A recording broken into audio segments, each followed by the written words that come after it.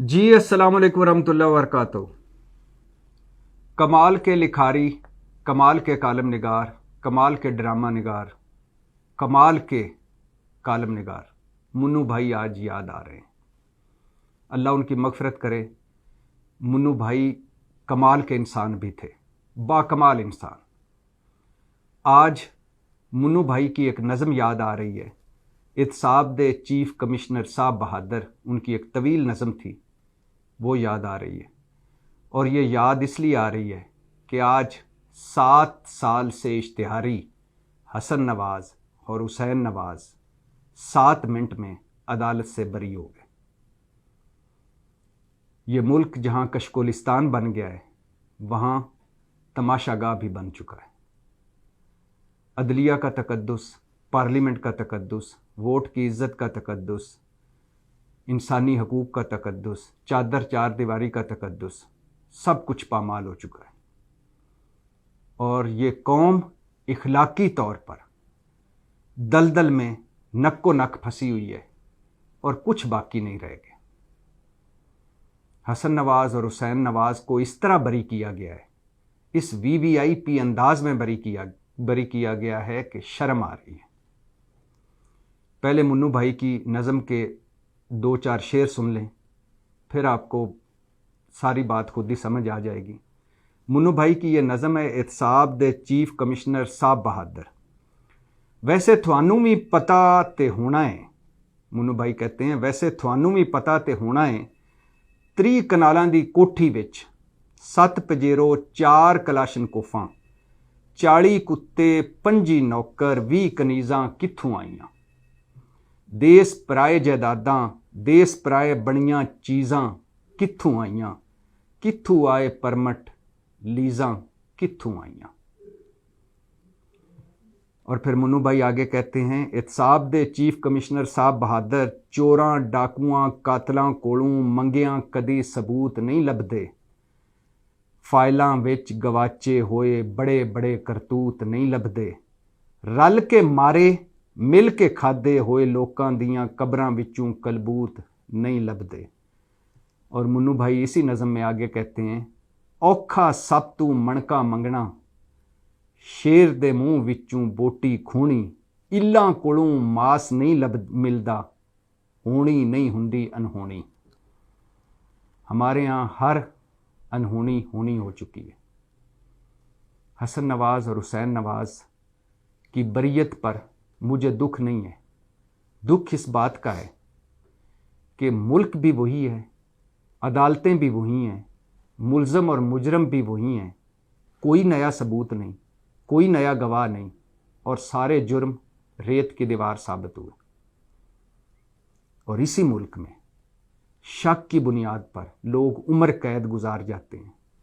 इसी मुल्क में थाने, कचहरियों, हवालातों और जेलों में बेगुनाह कैदी आज भी धक्के खा रहे हैं, रुल रहे हैं, और उनकी नस्लें उजड़ गई हैं।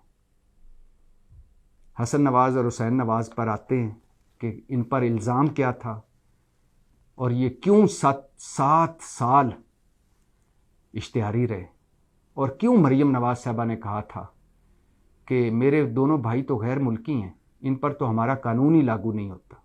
और फिर कैसे अदालती निज़ाम इंसाफ सरेंडर कर गया, नैब सरेंडर कर गया, इखलाकियात सरेंडर कर गई, असूल सरेंडर कर गए, मंतक सरेंडर कर गई। और वो हजूर सल्लल्लाहु अलैहि वसल्लम की हदीस याद आ रही है कि वो कौमें तबाह हो जाती हैं जिनके ताकतवर मुल्ज़म छूट जाते हैं।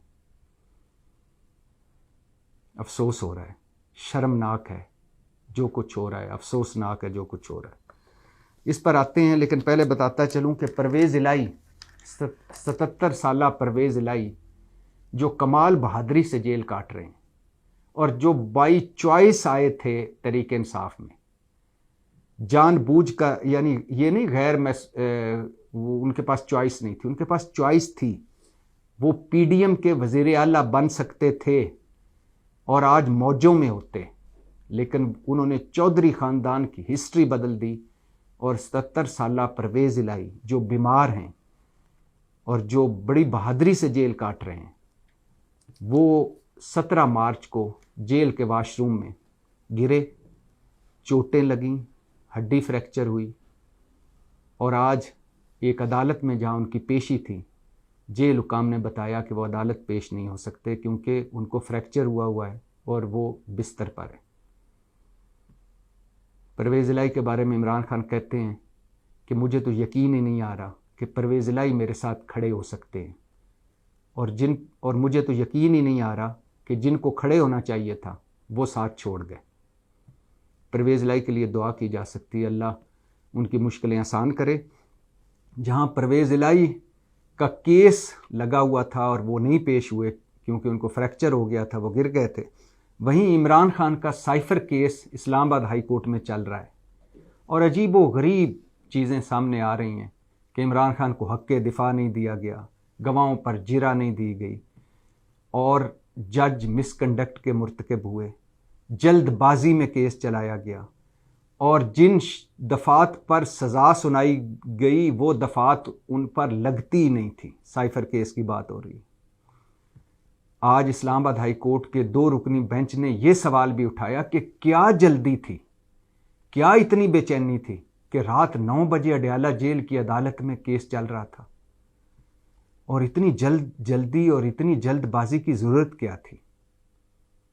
کیا جج صاحبان نہیں جانتے کہ اتنی جلد بازی اور اتنی بے چینی کیا تھی؟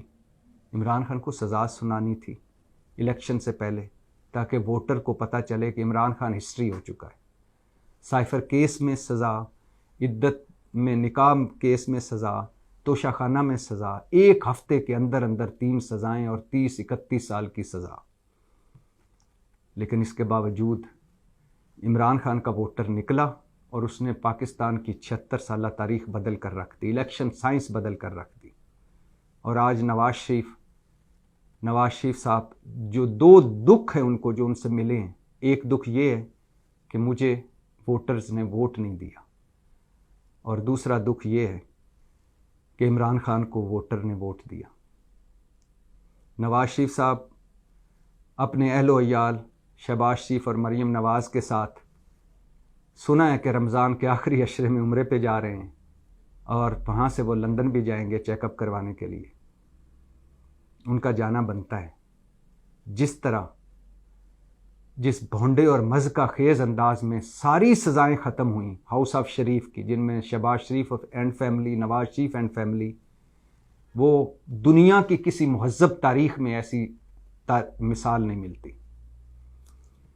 تو سائفر کیس میں آج یہ بھی پوائنٹ سامنے آیا کہ ٹرائل اتنی جلد بازی میں کیوں چلایا گیا، اور سائفر کیس میں یہ بھی ریمارک سامنے آئے کہ عمران خان کا حق دفاع ختم کرنے کا مطلب ہے ان کی حق تلفی۔ کیس چل رہا ہے اور ابھی چلے گا، اور یہ سپریم کورٹ تک پہنچے گا۔ جہاں یہ کیس چل رہا تھا، وہیں اسلام آباد ہائی کورٹ میں ایک اور بڑا دلچسپ کیس سماعت کے لیے مقرر ہوا ہے، اور وہ ہے جنرل باجوہ اور جنرل فیض حمید اور 2 صحافیوں پر کا کیس، مبینہ طور پر آفیشیل سیکرٹ ایکٹ کی خلاف ورزی کا کیس، کہ جنرل باجوہ اور جنرل فیض حمید جو ریٹائر ہوئے تو وہ 2 سال تک کوئی انٹرویو نہیں دے سکتے تھے، صحافیوں سے گفتگو نہیں کر سکتے تھے، لیکن انہوں نے انہی 2 سالوں کے اندر 2 صحافیوں جاوید چودھری اور شاہد محتلہ سے گفتگو کی۔ اس پر ایک درخواست آئی کہ انہوں نے آفیشیل سیکرٹ ایکٹ کی مبینہ خلاف ورزی کی ہے۔ یہ کیس لگ گیا ہے اور اس کی 25 مارچ کو سماعت ہوگی۔ جہاں یہ کیس بڑا دلچسپ ہے، وہاں تحریک انصاف کا ایک رکن، تحریک انصاف کے سابق گورنر عمر سرفراز چیمہ کا ہم اکثر ذکر کرنا بھول جاتے ہیں، اور میں نے بھی کبھی ذکر نہیں کیا۔ عمر سرفراز چیمہ 9 مئی کے مقدموں میں لاہور کی ایک جیل میں، اور ان کے حوالے سے کئی خبریں سامنے آئیں کہ ان پر تشدد ہوا، ان کی اہلیہ بھی گرفتار ہوئی، بڑا مشکل وقت کاٹا، اور اب ان کا ایک بیان سامنے آیا ہے کہ جیل کا ناقص کھانا کھا کر مجھے پتے کی بیماری لگ گئی ہے۔ میرے پتے کا آپریشن کے حوالے سے عدالت نے 6 ماہ پہلے حکم دیا تھا، ابھی تک میرے پتے کا آپریشن نہیں ہوا۔ میرے دونوں ہاتھ 6 ماہ سے فریز ہو چکے ہیں۔ عدالت نے کہا کہ ان کے حوالے سے یعنی ان کا چیک اپ کروایا جائے. ڈاکٹر کا آپشن تو مل گیا مجھے لیکن ابھی تک باقاعدہ علاج شروع نہیں ہوا. باقاعدہ علاج ابھی تک شروع نہیں ہو سکا. مجھے یاد آ رہا ہے کہ عمران خان دور میں شاہد خاقان عباسی جیل میں تھے, ہرنیا کا آپریشن ان کا تھا. انہوں نے ایک پرائیویٹ اسلام آباد کے ہسپتال کا آپشن رکھا اور وہاں ان کا ہرنیا کا آپریشن ہوا. نواز شریف صاحب کے لیے 5 میڈیکل رپورٹیں بنی. اسلام آباد, راولپنڈی, لاہور کے ڈاکٹر اکٹھے ہوئے, 5 میڈیکل بورڈ بنے, 5 رپورٹیں بنی. ان کی صحت کی بنیاد پر وہ پہلے خوش نصیب مجرم ہوئے جو 8 ہفتے کے لیے ان کو جیل سے گھر پہنچایا گیا اور پھر ان کو لندن پہنچایا گیا. مجھے یاد آ رہا ہے شہباز شریف جن کو کمر کا درد تھا, وہ کوٹ لکھپت جیل لاہور میں تھے اور پھر اچانک عدالت کے حکم پر وہاں سے سیدھے انہوں نے لینڈ کیا اسلام آباد کی وزراء کالونی میں, اور وہاں ایک بنگلے میں ان کی مساج ہوتے تھے, فزیو تھراپی ہوتی تھی, اور اسلام آباد کے پمز ہسپتال کے ڈاکٹروں کا ایک پینل ان کا علاج کرتا رہا. اسی طرح باقی مسلم لیگ کے سیاستدانوں کے بارے میں بھی عمران خان کی حکومت میں ان کا علاج معالجہ ہوتا رہا. لیکن اب یاسمین راشد ہو, عمر سرفراز چیمہ ہو یا کوئی اور ہو, ایون حتیٰ کہ عمران خان جن کو پہلے دانتوں کا درد ہوا, پھر آنکھوں کی ان کو سوزش ہوئی, اس کے علاوہ پیٹ کا ان کو پرابلم ہوئی, تو بڑی مشکلوں سے ڈاکٹر ملے اور پھر ان کا چیک اپ ہوا. شہباز شریف صاحب سے کہنا ہے کہ کبھی کے دن بڑھے, کبھی کی راتیں بڑھی. جو ملزم ہے وہ اپنا اگر اس نے کوئی جرم کیا ہے تو وہ بھگت رہا ہے, لیکن اس کا جو حق ہے, اس کا جو ایک سیاستدان بحیثیت سابق گورنر یا بحیثیت انسان, وہ تو اسے ملنا چاہیے. وقت پھر جاتا ہے اور پھر یہ باتیں یاد رہ جاتی ہیں. اسی حوالے سے 9 مئی کے جب کیسوں اور عدالتوں کا ذکر کریں تو یہ بتاتا چلوں کہ ایک عدالت نے 9 مئی کے مقدموں میں علی امین گنڈا پور سمیت, مراد سعید سمیت, مسرت چیمہ سمیت لوگوں کو, تحریک انصاف کے سیاستدانوں کو 2 اپریل کو گرفتار کر کے پیش کرنے کا حکم دیا ہے. پولیس پر حملوں کا الزام ہے, مختلف تنصیبات پر حملوں کا الزام ہے, پرتشدد واقعات میں کو ہوا دینے کا الزام ہے. یہ کیس اس لیے اہم ہو جاتا ہے, یہ عدالت لوور کورٹ کا فیصلہ اس لیے اہم ہو جاتا ہے کہ علی امین گنڈا پور اس وقت وزیر اعلیٰ ہیں خیبر پختونخوا کے, انہیں بھی گرفتار کر کے پیش کرنے کا حکم دیا گیا ہے. اب وہ ظاہر ہے پشاور ہائی کورٹ جائیں گے, حفاظتی ضمانت لیں گے اور پھر اس کے بعد پیش ہوں گے عدالت میں. جہاں 9 مئی کے مقدموں کی بات ہو رہی ہے, وہاں یہ بھی بتاتا چلوں کہ 9 مئی کے 2 مقدموں میں عمران خان کو بری کر دیا گیا ہے, اور یہ تیسرا مقدمہ ہے جس میں عمران خان کو بری کیا گیا ہے, اور ٹوٹل ملا کر 9 مقدموں میں عمران خان ابھی تک بری ہو چکے ہیں جو 9 مئی سے متعلق ہیں. اور یہ وہ مقدمے ہیں جو ویسے ہی بنائے گئے تھے, یعنی یہ ان تھانوں میں بنائے گئے تھے جن تھانوں کی حدود سے 9 مئی میں عمران خان یا کوئی گزر ہی نہیں ہوا تھا. وہ شک کی بنیاد پر عمران خان کو ڈالا گیا تھا اور اب وہ ان میں بری ہو رہے ہیں. اور جہاں یہ ساری بات ہو رہی ہے وہاں یہ بھی بتاتا چلوں حسن نواز اور حسین نواز پر آنے سے پہلے کہ حکومت اور آئی ایم ایف کے درمیان جو مذاکرات ہو رہے ہیں اس حوالے سے بڑی ہی خوفناک باتیں سامنے آ رہی ہیں. آپ کے ذہنوں میں ہونا چاہیے کہ آئی ایم ایف کے ایگزیکٹو بورڈ میں اب بھارت بھی ہے. آئی ایم ایف پر جہاں امریکہ بڑا اثر انداز ہو رہا ہے وہاں بھارت کا بھی بڑا اثر و رسوخ ہے, اور بھارت اور امریکہ مل کر جو شرائط آئی ایم ایف کے ذریعے ہم پر لاگو کر رہے ہیں وہ بڑی خوفناک ہے. ڈیفنس بجٹ بھی اس میں آ رہا ہے, مرات ختم کریں یہ بھی آ رہا ہے, سبسڈیز ختم کریں یہ بھی آ رہا ہے, کسی قسم کی عوام کو کوئی مرات نہ دیں یہ بھی آ رہا ہے, مزید مہنگائی, مزید غربت, مزید بے روزگاری کا تاثر بھی سامنے آ رہا ہے, مزید ٹیکسوں کا تاثر بھی سامنے آ رہا ہے, اور بڑے خوفناک چیزیں سامنے آ رہی ہیں. اور آئی ایم ایف جس انداز میں ہماری حکومت کو ڈکٹیٹ کروا رہا ہے اس پر جہاں شرم آتی ہے وہاں یہ بھی خیال آتا ہے کہ ہم چلے کہاں سے تھے، پہنچ کہاں گئے ہیں، اور ابھی آگے بھی کوئی امید نہیں ہے، کوئی روشنی کی کرن نہیں ہے کہ اس دلدل سے بدترین معاشی بحران اور بدترین سیاسی بحران کے دلدل سے نکلیں۔ اللہ خیر کرے۔ واپس آتے ہیں حسن نواز اور حسین نواز پر۔ حسن نواز اور Hussain Nawaz even field reference, العزیزیہ reference اور فلیگ شپ ریفرنس کے مرکزی ملزم تھے، مرکزی گواہ تھے، لیکن جب یہ کیس چلنے لگے تو عین اس وقت جب یہ کیس عروج پر پہنچے یہ لندن چلے گئے، مفرور ہوئے، اشتہاری ہوئے، عدالتوں کے بار بار بلانے کے باوجود یہ پیش نہیں ہوئے، اور پھر جب حالات بدلے، نواز شریف صاحب وی آئی پی ریلیف، انوکھے لاڈلے ریلیف، چند سماعتیں، ساری سزائیں ختم، تاحیات نائلی ختم، نواز شریف صاحب کی بات کر رہا ہوں، شہباز شریف ٹی ٹی سکینڈل 16 ارب منی لانڈرنگ کا جو کیس تھا اس سے عیال کے سمیت بری، اسحاق ڈار صاحب کی واپسی ہوئی، سلمان شہباز کی واپسی ہوئی، اور بالآخر حسن نواز اور حسین نواز نے ایک درخواست دی، وارنٹ معطل ہوئے اور خیر سے بری ہو گئے۔ آج وہ بری ہو گئے۔ میں نے کہا ہے نا، ملک بھی وہی ہیں، عدالتیں بھی وہی ہیں، ملزم اور مجرم بھی وہی ہیں، کوئی نیا ثبوت نہیں اور کوئی نیا گواہ نہیں، اور دھڑا دھڑ بری ہو رہے ہیں۔ نیب سرنڈر کر گیا، نیب نے کہا ہمیں کوئی اعتراض نہیں، ہمارے نظام انصاف پہلے ہی سرنڈر کر چکا ہے، طاقتوروں کے آگے، پیسے والوں کے آگے اور بڑے لوگوں کے آگے یہ نظام انصاف مکھی اور مچھر کی طرح ہے، لیکن یہی مکھی اور مچھر پہاڑ بن جاتا ہے، ہاتھی بن جاتا ہے جب غریب آدمی سامنے ہو۔ 1 ارب لگا تھا پاناما لیکس پر کی تحقیق، ہاؤس آف شریف کی صرف تحقیق، پاناما لیکس ہوئی اس کے بعد ہاؤس آف شریف کی تحقیق اور آنے جانے جی آئی ٹی پر کیسوں پر سنا جا رہا ہے حکومت پاکستان کا 1 ارب لگا تھا، وہ 1 ارب بھی ڈوب گیا۔ ان سے کیا پیسے نکلوانے تھے، وہ پیسے بھی ڈوب گئے جو اس 1 ارب لگا ان سارے کیسوں پر، اور سارے کے سارے بری ہو گئے۔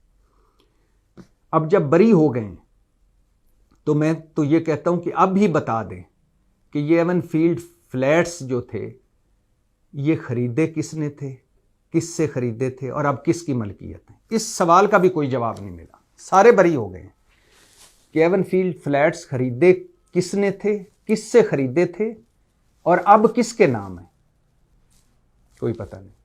پیسہ کمایا کیسے، لندن بھجوایا کیسے، جائیدادیں خریدی کیسے، کوئی جواب نہیں، سارے بری ہیں۔ ایون فیلڈ فلیٹس موجود ہیں، کیس غیر موجود ہے۔ ایون فیلڈ فلیٹس پر کئی بار پہلے بھی بتا چکا ہوں، پھر سن لیجئے۔ مسلم لیگ نون کہتی ہے کہ یہ 93 اور کے درمیان خریدے گئے، 90 اور 93 کے درمیان۔ حسن نواز نے کہا کہ نہیں، میں تو کرایہ دار ہوں ان فلیٹس میں، اور میرا کرایہ کون دیتا ہے مجھے کوئی پتہ نہیں۔ حسین نواز نے کہا کہ یہ تو میری ایک فیکٹری تھی جو سعودی عرب میں تھی، وہ میں نے فیکٹری بیچی اور اس سے خریدے۔ اور نواز شریف صاحب کہتے ہیں کہ یہ میرے والد کا پیسہ تھا، جناب اسپیکر یہ ہیں وہ ذرائع، انہوں نے کہا کہ یہ والد صاحب کا پیسہ تھا جو انہوں نے حسین نواز کو دیا، اور حسین نواز نے اس سے فلیٹس خریدے۔ اور مریم نواز نے تو یہاں تک کہہ دیا کہ بیرون ملک چھوڑیں، میری تو اندرون ملک کوئی جائیداد نہیں۔ بعد میں انہوں نے 2.25 ارب کی اپنی جائیداد ڈکلیئر کی۔ اور حسن نواز کی فیکٹری بیچ کر پیسے یہ فلیٹس خریدنے ہوں، دادا نے پیسے دیے ہوں اور اس سے فلیٹ خریدے گئے ہوں، یا 93 میں یہ مسلم لیگ نون کے بقول یہ فلیٹس خریدے گئے ہوں، کسی قسم کی خرید و فروخت کے کوئی کاغذات نہیں، کوئی بینک ٹرانزیکشن نہیں، پیسے کیسے پہنچے وہاں، کیسے خریدے، کیسے، کچھ پتہ نہیں، سب کچھ موجود ہے۔ کیس میں ختم ہو گئے، سارے الزام ختم ہو گئے۔ حسین نواز صاحب آج بری ہوئے ہیں، عدالت انہیں بری کیا ہے۔ میں نے کہا نا کہ سب کچھ موجود ہے، ایون فیلڈ فلیٹس موجود ہیں، لیکن کیس غیر موجود ہے، اور حسین نواز کے بارے میں جب تحقیقات ہو رہی تھیں اس وقت پیناما لیکس کی، اس وقت کا نیب کر رہا تھا، FIA کر رہی تھی، GIT کر رہی تھی، تو اس وقت ایک مبینہ کہانی سامنے آئی تھی کہ حسین نواز نے باہر سے 272 مرتبہ رقم پاکستان بھجوائی۔ اب یہ 272 مرتبہ رقم پاکستان کیسے پہنچی اس کا آپ دیکھ لیجئے۔ حسین نواز پیسے بھجوائے انہوں نے باہر سے، وہ آتے تھے انجم اقبال کے اکاؤنٹ میں۔ انجم اقبال کے اکاؤنٹ میں، یہ ہاؤس آف شریف کا کوئی مینیجر تھا، وہاں سے انجم اقبال کے اکاؤنٹ سے رقم جاتی تھی شریف میڈیکل اینڈ ایجوکیشن ٹرسٹ کے ڈاکٹر عاصم محمود کے اکاؤنٹ میں۔ ڈاکٹر عاصم محمود کے اکاؤنٹ سے یہ رقم جاتی تھی جاتی عمرہ کے زرعی فارم انچارج محمد اسلم کے اکاؤنٹ میں۔ محمد اسلم کے اکاؤنٹ سے یہ رقم جاتی تھی جاتی عمرہ وزیر اعظم کیمپ، اس وقت نواز شریف چونکہ وزیر اعظم تھے تو جاتی عمرہ کا جو ان کا گھر ہے وہ وزیر اعظم کیمپ ڈکلیئر تھا، تو اس کیمپ کے پولیس اہلکاروں ندیم، سرور، محمد اقبال اور اورنگزیب اور سلیم خان کے اکاؤنٹس میں جاتی تھی۔ وہاں سے یہ رقم جاتی تھی وزیر اعظم نواز شریف صاحب، اس وقت کے وزیر اعظم نواز شریف کے ڈرائیور پنو خان، ڈرائیور شاہد فاروق، چپڑاسی ظہور وغیرہ کے اکاؤنٹس میں، اور وہاں سے یہ رقم نکلواتے تھے اس وقت کے وزیر اعظم کیمپ کے ویٹر لیاقت اور کرامت۔ یہ وہ مبینہ کہانی تھی کہ اس طرح پیسے آتے رہے جاتے رہے۔ اگر پیسے صحیح تھے، حق حلال کے تھے، تو ڈائریکٹ آنے چاہیے، کسی ایک اکاؤنٹ میں آتے، ہاؤس آف شریف کے اکاؤنٹ میں آتے، لیکن نہیں، پہلے پیسے ایک اکاؤنٹ میں آتے تھے، وہاں سے دوسرے اکاؤنٹ میں جاتے تھے، وہاں سے تیسرے اکاؤنٹ میں جاتے تھے، وہاں سے چوتھے اکاؤنٹ میں جاتے تھے، اور وہاں سے ویٹر نکالتے تھے، ڈرائیوروں پولیس اہلکاروں کے اکاؤنٹوں سے ہوا کے پیسے آگے ویٹر نکالتے تھے، لیاقت اور کرامت۔